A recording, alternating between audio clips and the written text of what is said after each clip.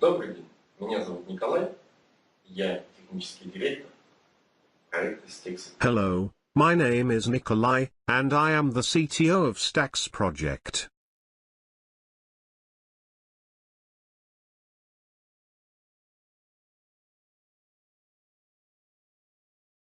How will the ICO be marketed to a larger audience? CEO проекта Андрей Макарский курирует это направление. The CEO of STeX, Andrew Makarski, is in charge of marketing. Unlike pre-sale, where we had zero funds for marketing, now we will use part of the pre-sale funds for ICO marketing on blockchain-related resources and websites. We will also continue our partnership and bounty program. I would like to draw your attention to the fact that the amount of funds targeted for marketing of the ICO will not exceed 10% of the total amount of the project's funds. The main funds are dedicated to the development of the project. Will there be a demo, beta version out before the ICO?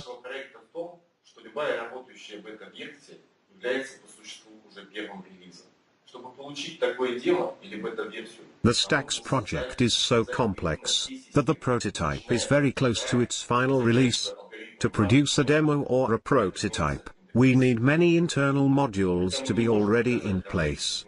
We found only one solution in this situation. Some modules will be packed as separate services and released on our website before the ICO.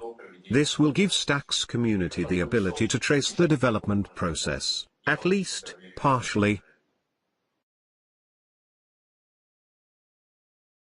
Once exchange is open for business, what strategies will you have to bring both coins to site for trading, and the people to come to use the exchange?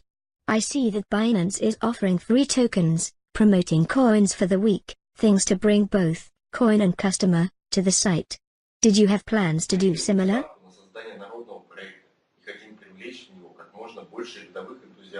We bet on ordinary people and are willing to get blockchain enthusiasts on board, as many as we can. We are constantly improving the project, reflecting advisors and community's feedback, building user-friendly service and interface. First users will be STE token holders, for sure. We will create our own liquidity pool from the funds raised during the ICO. The outstanding amount of the new trading instruments will make marketing easy and effective. We do not have plans for any free tokens or that sort of things. Just the best service, the biggest liquidity pool, and all we have to do when it is ready is to tell each and everybody about all the amazing features and opportunities of the STeX exchange. The project has so many unique features and benefits that the marketing idea is easy. All we need to do is to use the marketing budget wisely. As all earnings will be distributed among token holders, excluding expenses, what will happen if expenses exceed earnings, and no money raised via pre-ICO and ICO is left? And in that regard, will liquidity that is needed to run the exchange be considered as expenses?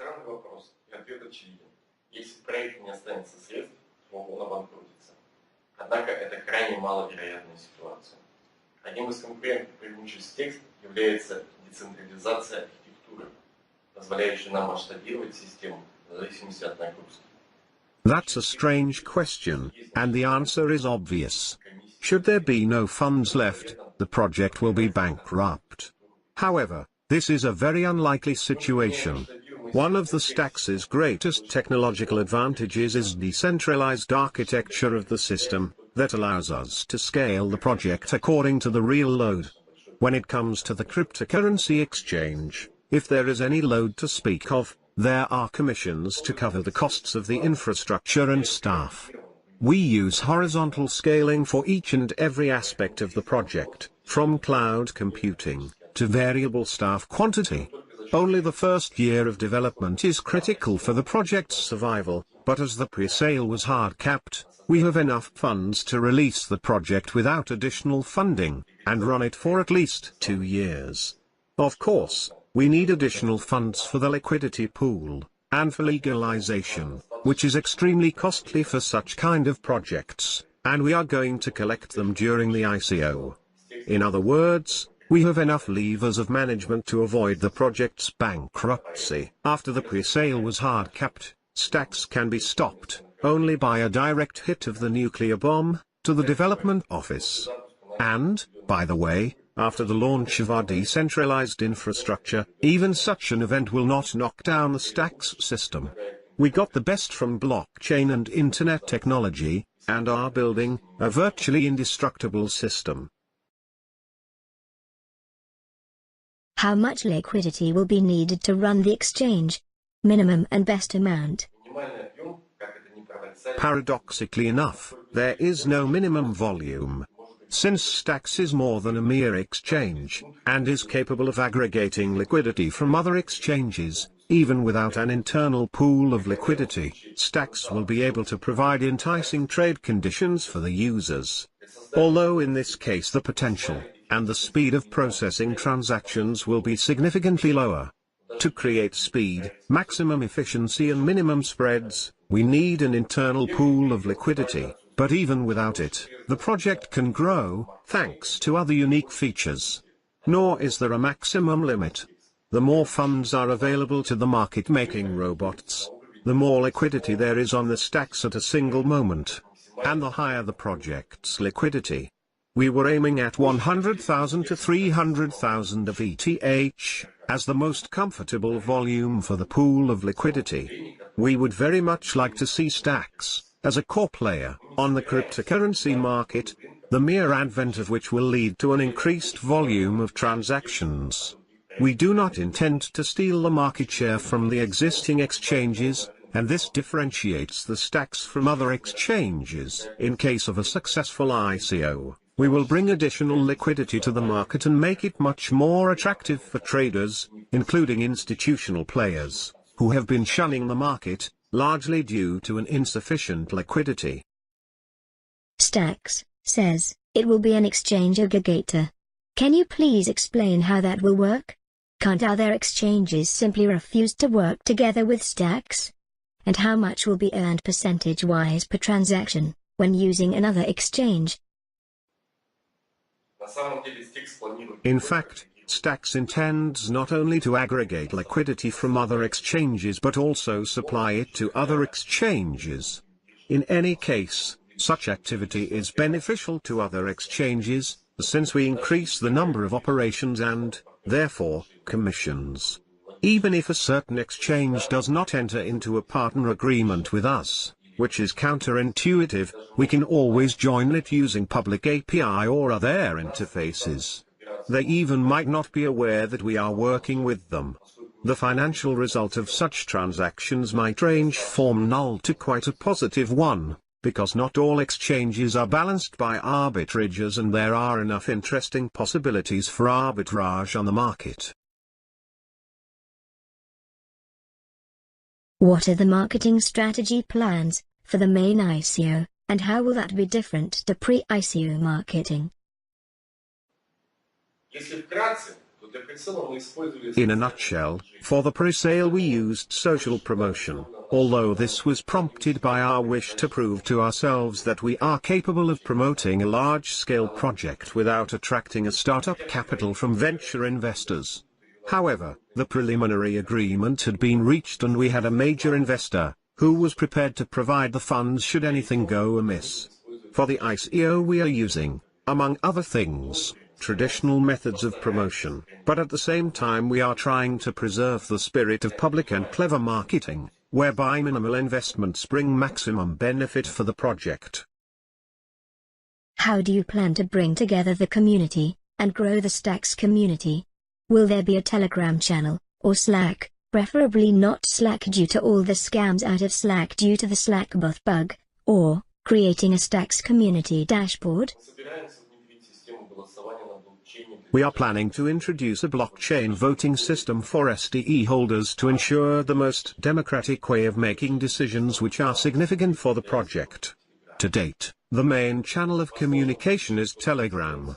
It might change in future, however, it is a bit premature to speak of that.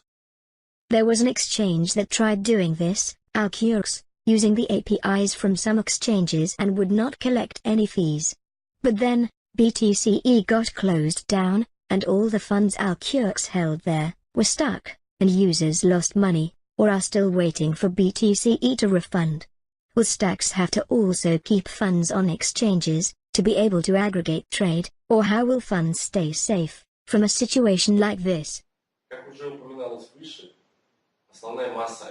As it has been mentioned above, the bulk of operations must be carried out inside the STeX exchange itself. According to the Financial Security Protocol, the maximum risk per one counterparty shall not exceed 1% of STeX's own funds. In practice, this means that if one exchange disappears or ceases to operate like BTCE, project losses would amount to less than 1% and would have no bearing whatsoever upon average users. In addition, we intend to actively use decentralized exchanges where funds are securely protected by the blockchain technology per se. In Telegram, there has been talk about a forecasting being done with the Wings Foundation.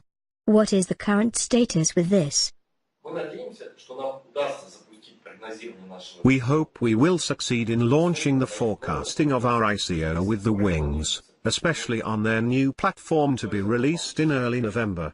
How it pans out, time will show. The founders have a large percentage of tokens. What guarantee do we have that they will not be dumped? Have they been frozen for a certain time period?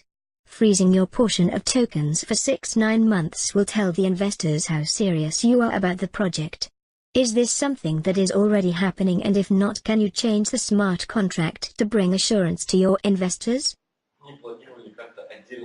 We did not plan to make a separate provision for restricting token sale by the founders, primarily because we, like nobody else, understand the enormous potential of the project, and the thought of selling our own portion of tokens has never crossed our minds. STE were created as having a true intrinsic value and, to all intents and purposes, very few tokens can boast of such standing. However, if, due to some reason, we have to reissue the smart contract, such a provision might be added if this indeed brings increased assurance to STE holders. How do you estimate the ratio of the token holder users versus outsider users? As per, we token holders will not pay fees after trade volume less than 100 times of our token value. This means after a huge volume of trade there will be no income for STeX exchange. In the new version of the white paper, the rule of free trades will be finalized. At the moment, Ivan, our CFO, is on the verge of finishing his calculations. In simplistic terms, the volume of free trades must now exceed 50% of the overall trades on the exchange. The current wording of the rule elicited much criticism, and we decided to modify this rule in order to simplify the operation of the system, to make it more versatile and to avoid concern on the part of the users with regard to the application of this rule. The problem with the original wording of this rule actually arose only among passive STE holders, and this only in case the STE price should rise multifold, for example 10 times. In fact, even in the current version, the system is totally balanced in equilibrium, because the situation when commissions completely disappear is only possible at a sufficiently high STE price. At such STE price and with the absence of commission distribution, STE holders will inevitably start selling STE, which will decrease the current market price, and result in commissions, to exclude which the active users will have to acquire STE, which, in its turn, will push the price upwards. Thus, the passive users will have the choice of commission payoffs or a possibility to sell their STE at a high price. However, we realize that such a system is quite complex and cannot be easily grasped by the majority of STE holders, and, therefore, a decision has been made to revise it. In its place, we will have special orders which will allow to put bids with the guaranteed absence of commissions, but could only be executed with the paid offsetting order. Thus, the volume of free trades will never exceed 50% of the amount of all trades on the STeX. There is the Ether account B53, who currently holds 1,382,091 STE, and was able to transfer STE, while it should not be possible until the end of the ICO. The aforementioned account transferred 1,125,000 STE, to account 184, the current balance of this account. What are these accounts? The first account represents the project's special bounty account, from which payments are made as part of the bounty program for those partners who chose upon registration the option of payments in STE. All our bloggers, translators, streamers will receive bounty remuneration from this account. The second account is the account belonging to the project's advisor, who rendered inestimable assistance at an early stage, and had been overseeing the project during the entire pre-sale stage. Thanks largely to him, we reached the hard cap during the pre-sale. I would like to emphasize that in spite of huge efforts being invested, such partners will be able to receive their remuneration not earlier than the project starts generating commissions. However, we obviously cannot guarantee the absence of a possibility to sell such tokens immediately after the opening of the trade, unless the code of the smart contract is renewed prior to the ICO. Nevertheless, it is an extremely important and controversial step, therefore, we can only undertake it after the voting among STE holders has been conducted. Perhaps, it should indeed be done, but we would like it to be a weighted decision on the part of the STeX community.